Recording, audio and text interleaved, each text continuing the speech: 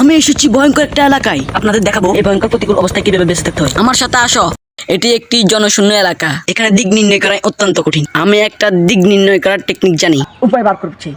দেখুন, এই আঙুলটা যেদিকে থাকবে সেটা হলো পশ্চিম দিক।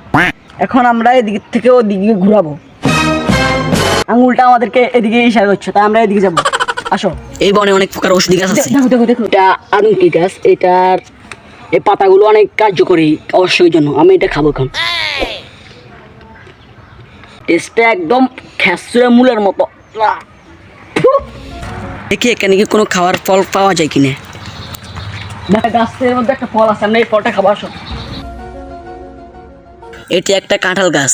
এই গাছ এই এলাকায় অনেক বেশি পাওয়া যায়। গাছে ওঠার সময় অনেক সাবধানতা অবলম্বন করে থাকবে।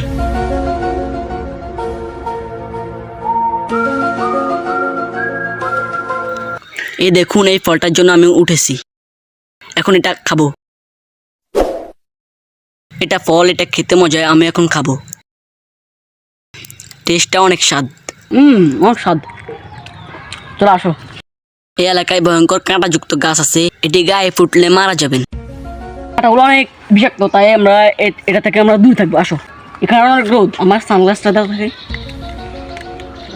চলো আসো। এই জঙ্গলে অনেক ভয়ঙ্কর বন্যপ্রাণীরা রয়েছে, এগুলো থেকে বাঁচা কঠিন।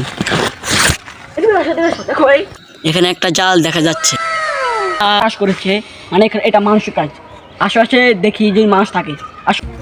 দেখুন দেখুন দেখুন, ওদের কাছে আমি যদি যাই তাহলে রাস্তা ঠিকানা পেতে পারে। আসো। এই অ্যাডভেঞ্চার থেকে আমি অনেক কিছু শিখেছি।